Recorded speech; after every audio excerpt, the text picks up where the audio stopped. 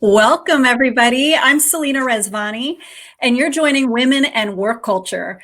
This is a live stream all about those positive habits and practices for making your workplace more inclusive to women, because your business depends on it. I am so excited to be here today with the expert of experts on innovation. My dear friend, Dr. Simone Ahuja is here. Hi, Simone. Hi, Selena. So good to be here with you.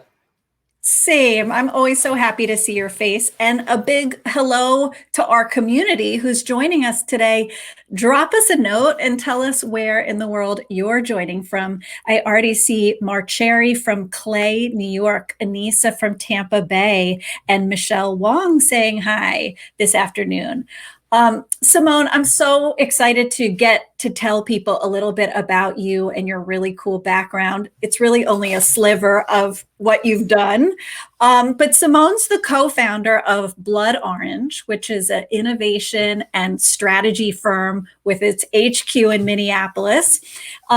She advises, get this, 3M, Procter & Gamble, Target, where so much of my paycheck goes, amazingly, and the World Economic Forum, to name a few. How fierce is that? Amazing client list. And I have to tell you, Simone and I met years ago when our book publisher, Wiley, introduced us. We had books coming out at exactly the same time.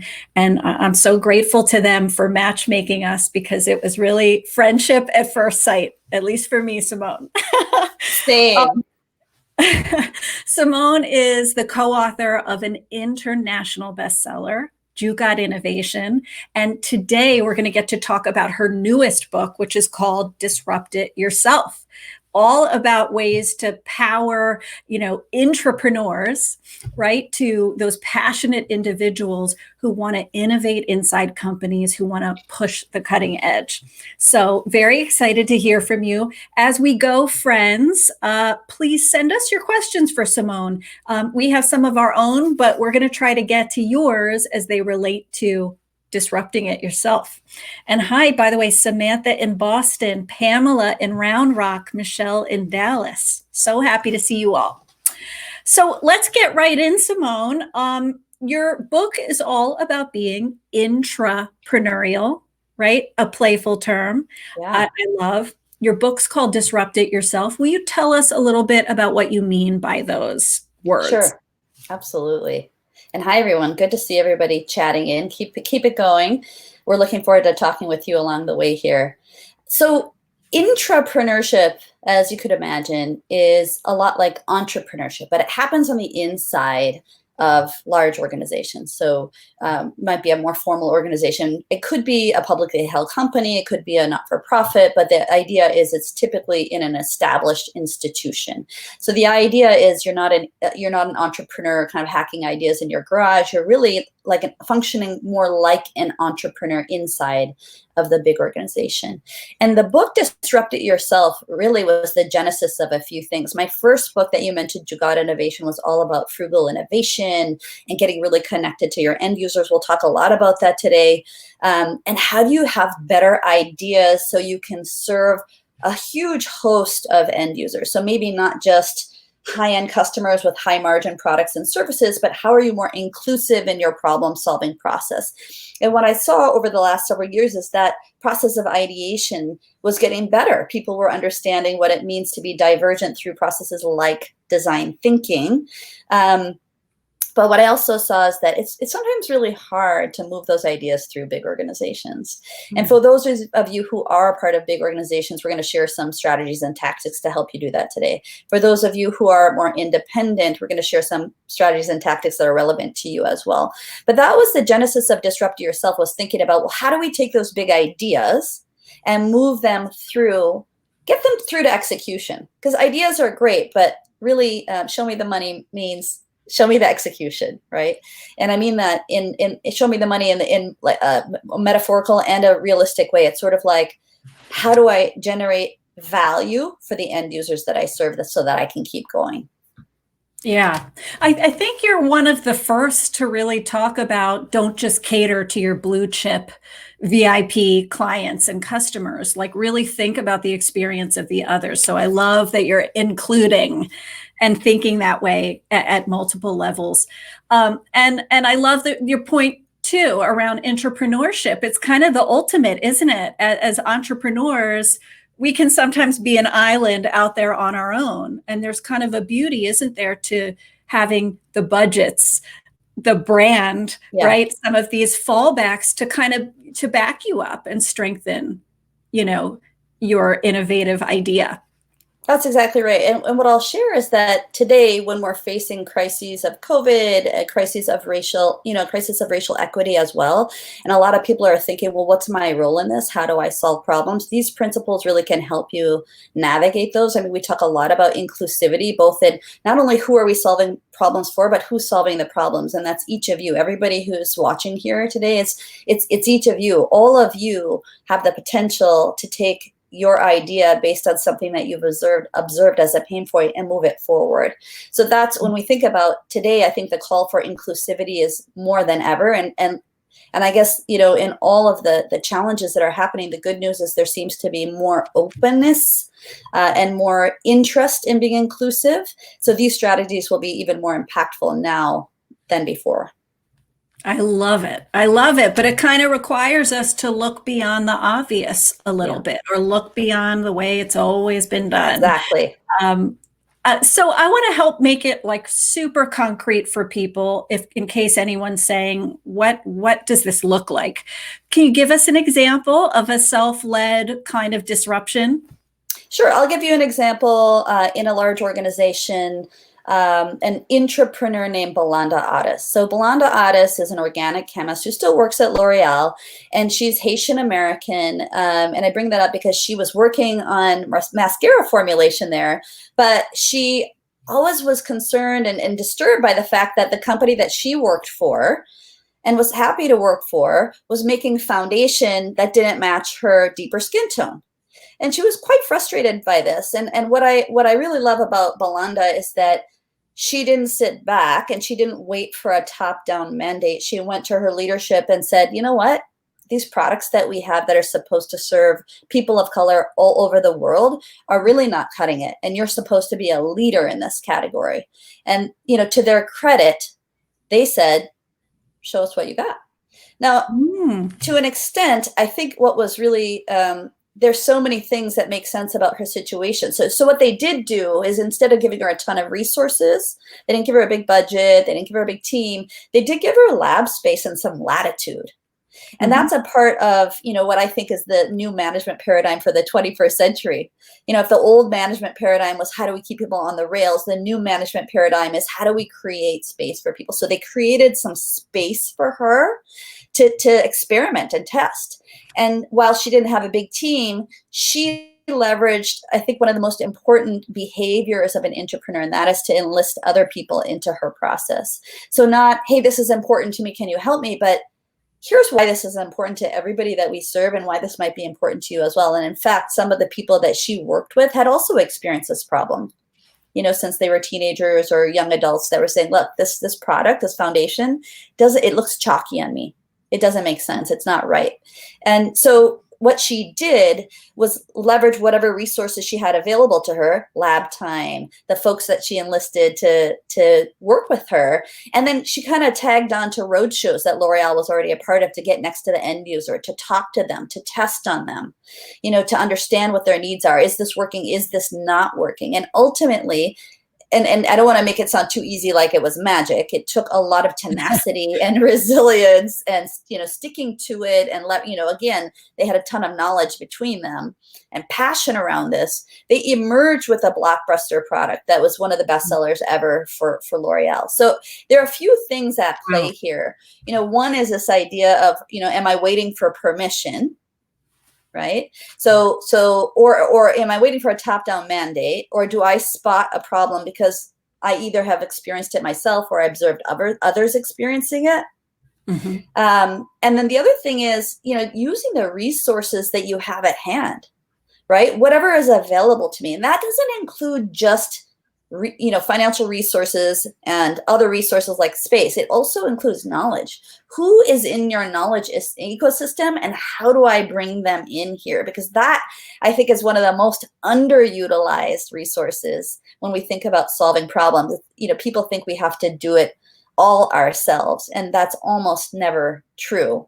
There's this expression called the hipster, the hacker, and the hustler. Right. And the hipster is the person that often has the big idea, and the hacker might be the person with the business know-how, and the hustler is the person who can socialize or evangelize the idea and keep kind of the energy going around it. And it's not very often found in one person. The days of the lone entrepreneur hacking away in their garage are kind of gone. And now we see these ecosystems being built. So they could be kind of microsystems like Belanda and her small team in this case, or they could be, in other scenarios or other case studies, that I've researched, it's people all around the world.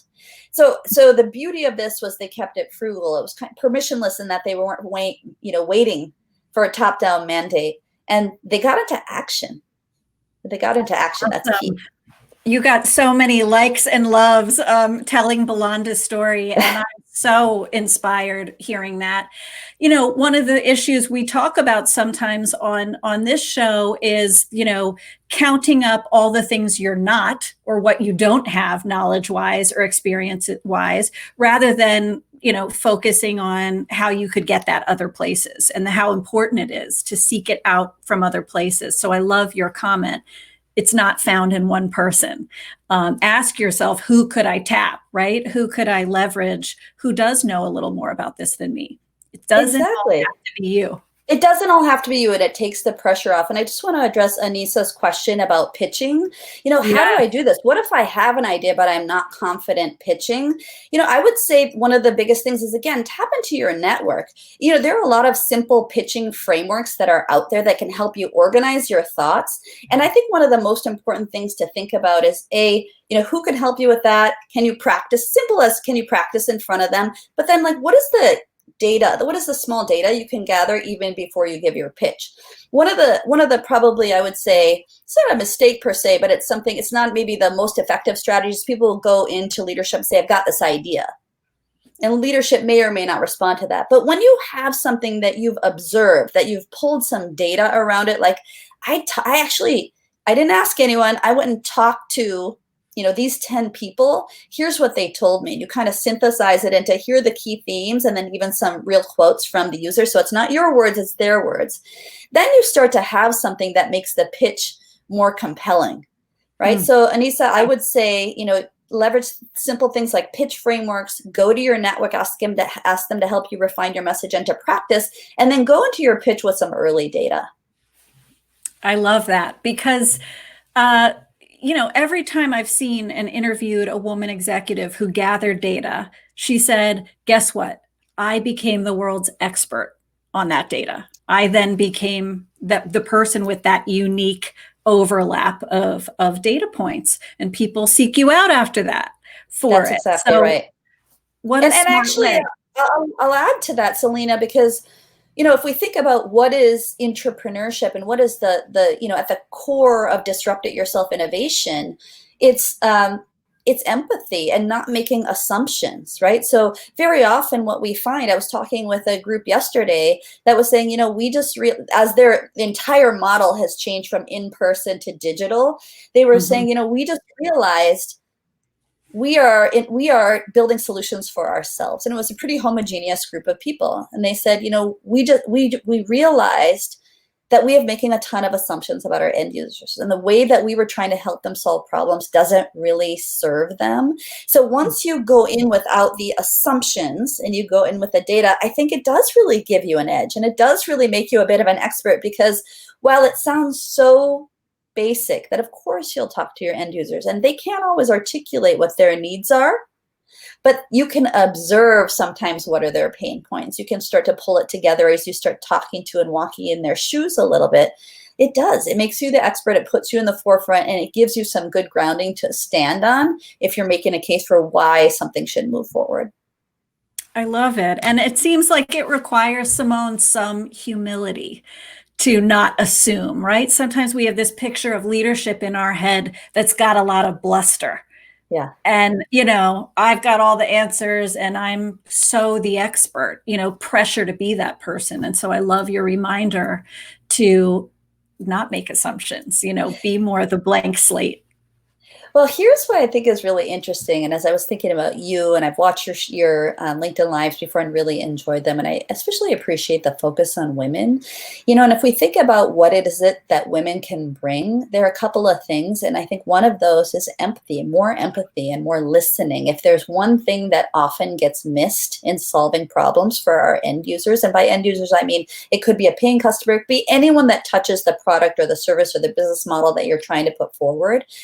We make a ton of assumptions before them. And I have observed, and we do have data around, the fact that women, they exhibit more empathy. And if you exhibit more empathy and you come forward with that humility, right? The humility that I don't know everything. In fact, I probably know very little about this unless you've experienced it yourself, which is why sometimes some of the best innovations are things that people, an innovator has experienced themselves. But if you haven't, go out and find out what's really going on. I'll give you a really quick example. One of my clients is Stanley Black & Decker, and we were doing some early work a few years ago in emerging markets. They were, the markets are expanding. They wanted to understand how to better access the users. And this is a very smart and savvy company that does very well in innovation in many areas, particularly in the US.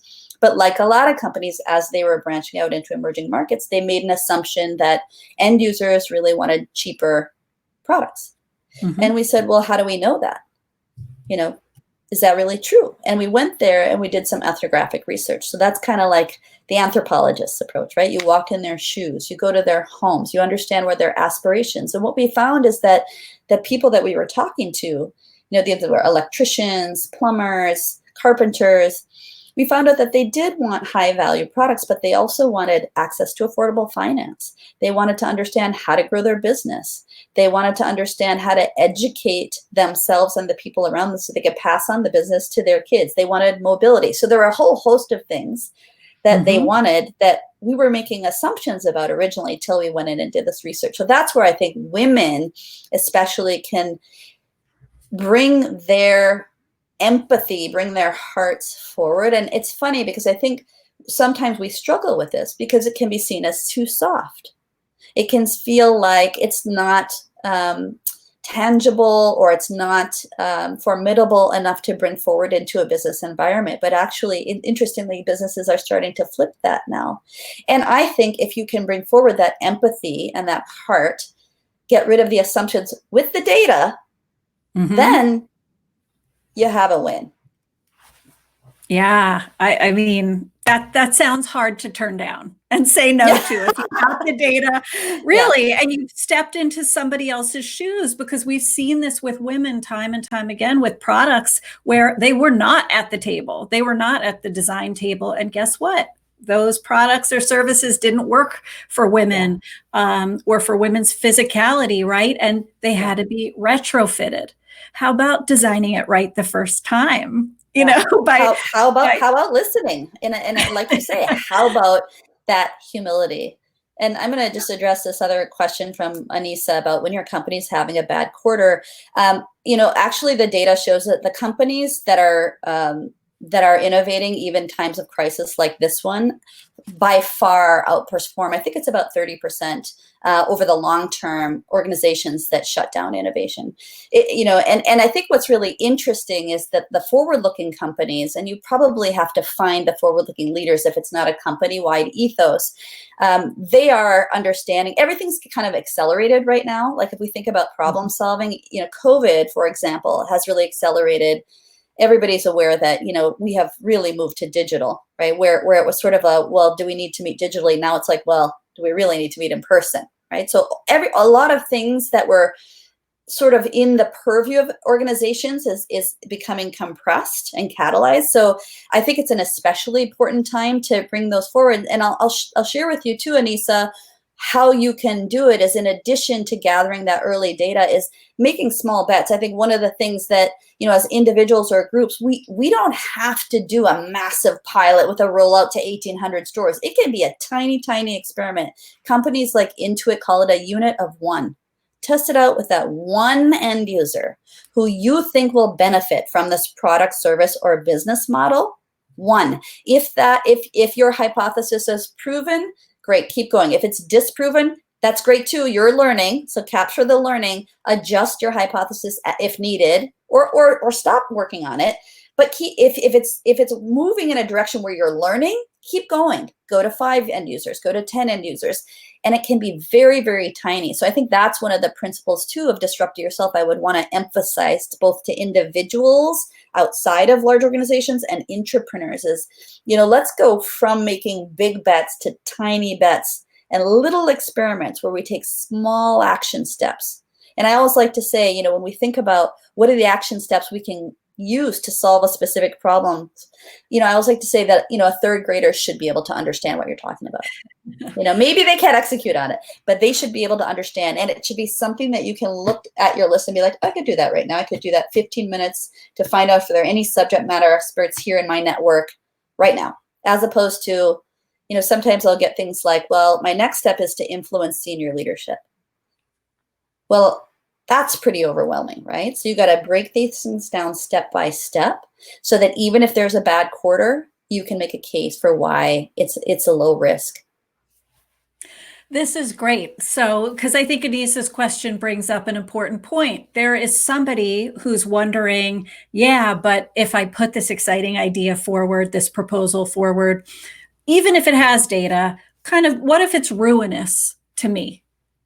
Could it like destroy my career? And I'm kind of curious about that question. Is this overcomable if you do the big idea, you implement it, and it's not wonderful?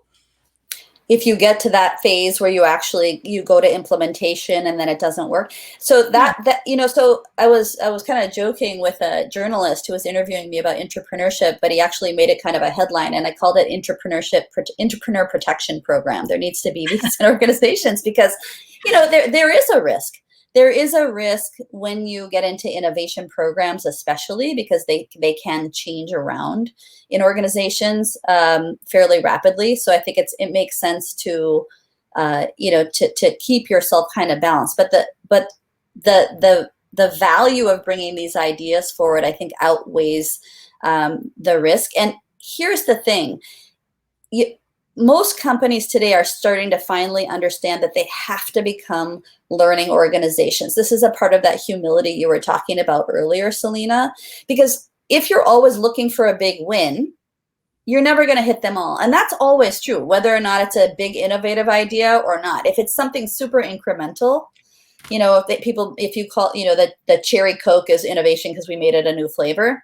Okay, that's something different. But if you're talking about something that's actually going to access a new market, and you can demonstrate, well, this didn't work, but we captured these learnings. Here's how we can share those learnings so that people who are going forward can actually benefit from them. And it increases what I call ROI, not return on investment, but return on intelligence. Because organizational intelligence really is the way forward. The risk in organizations, a lot of them, is you learn something, it didn't work, sweep it under the carpet. I don't want to talk about it. I don't want to be attached to that. And that's a massive cultural hurdle to overcome. So what I would say is, if you're in a pretty risk-averse environment where learning isn't a currency, then I would say make sure you align yourself with others, and especially leadership who are willing to, maybe they're entrepreneurs themselves, or they really fully appreciate what you're talking about. They'll provide you with kind of some of the air cover that you need. That's so great. I love the air cover. You need that shield. You need that. If you're going to do new things, if you're going to scramble the way it's always been done. As one of my mentors always says, you got to crack a few eggs to make an omelet. And that's it makes me think of this here. So for all of you joining and listening, I just want to recap something you said that stood out to me. The experience outweighs the risk. right? It's okay to go out on that branch knowing it might break because you're going to be able to right yourself on the way down. You're Yeah. going to either win or you're going to learn something. And I think There you is can no. tee it up that way. You tee it up that way, like, this is an unknown. This is my hypothesis. Here's how I'm going to test it out. I'm going to capture the learnings and come back to you. And you can even, I think the other thing that people can do when they're thinking about what's next is create your own metrics, because your leaders won't know what those metrics should be. You're the one you actually can build your own mini metrics and your own little KPIs in your tiny experiment to demonstrate further expertise, to demonstrate further knowledge, and so that you have something clear to work towards. And that makes it more tangible for you as well as any leadership around you. That's awesome. You have more power in this, in shaping it and carving out your niche than you think. That's right? it. So that's it. So I think that empowerment piece, especially, I think for women, I think we know that Selena, you probably know this data better, but I remember reading stats about, well, if there's a job description and a male is, partially qualified, let's say 60%, he might apply for it. A woman might want to wait till she's 80, 90, almost close to 100% qualified before she might apply to that job. So I would encourage everyone, and especially all the women on this call, to take that power. And if you, find your posse, find your people. There are other entrepreneurs in the organization that want to solve problems like you do. And I find when you build that community too, it gives you a ton of energy. That's awesome. That's such good advice. And I think non-obvious advice, right? Because you may think, oh, okay, this is a finance-oriented project. Let me talk to someone who's a finance SME, right? And Yeah. talk to them. But you're not necessarily thinking, let me go talk to the engineer who just did a org-wide innovation that made a difference. So that's such good advice. Don't just do the birds of a feather thing Absolutely.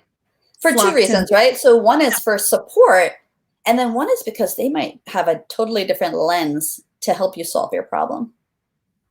This is great. We've gotten so many good tidbits about how individuals can put their ideas forward and really kind of fortify their pitch. But I want to ask you a kind of last culture question. A lot of us can relate to having worked in a bureaucracy where there's lots of layers and levels and approvals and things like that needed. How do you create more of that permissionless culture that's not so command and control? So there are a couple of ways to do this. This can happen top down, and that's a pretty powerful way. We've seen some of this in COVID. Like, I've seen that with some of my clients, where just given the speed with which things had to happen, they had to collapse governance matrices, for example, had to move forward, had to make the change. And now they're looking at those saying, well, wait a minute, it worked really well. Why do we have these 5 layers? So that's a really powerful way to do it. The other way is to get into action. So even if it's not in your title, even if somebody didn't ask you to do it, there's a specific problem. You have to start getting into action and take that permission yourself. And I do think it's, once you get past, some early research, it's really powerful and valuable to align yourself with other entrepreneurs, as well as especially one leader, manager, someone who can give you the guidance and then the air cover that you need so you can move forward. So that's how you can, so there's the top-down approach. That's not always possible, but that doesn't mean you can't do it bottom up. It doesn't mean you can't take permission yourself. I love that. It's find your kind of celebrity endorsement within the organization. Exactly. Say this is a really great idea, Yeah. or this is going to make a difference for us, or this is the right person to do it. I love it. One more thing, Simone, what's next for entrepreneurship? What's around the corner? So I would say that entrepreneurship is the way forward. So we know that only 14% of new grads want to work in large organizations, and they'd rather start something on their own. They'd rather work in a startup. So for so many reasons, large organizations are going to become more entrepreneurial. They simply have to, so they can become more flexible. If one of the most important takeaways for individuals and organizations as we go forward in the next century is flexibility. You got to have mental flexibility. You got to have organizational flexibility. So I think that is a really critical for organizations. And it's a way to engage. The entrepreneurs I know talk to other people and say, hey, we actually have this kind of latitude here. So they draw other entrepreneurs towards them. And when you have, I think we all know that, research that says that when you have autonomy, when you have engagement, you have people that really care, it gives them extra rocket fuel to go forward. It gives you better problem solving for whoever it is that you're trying to serve, and it serves all the stakeholders.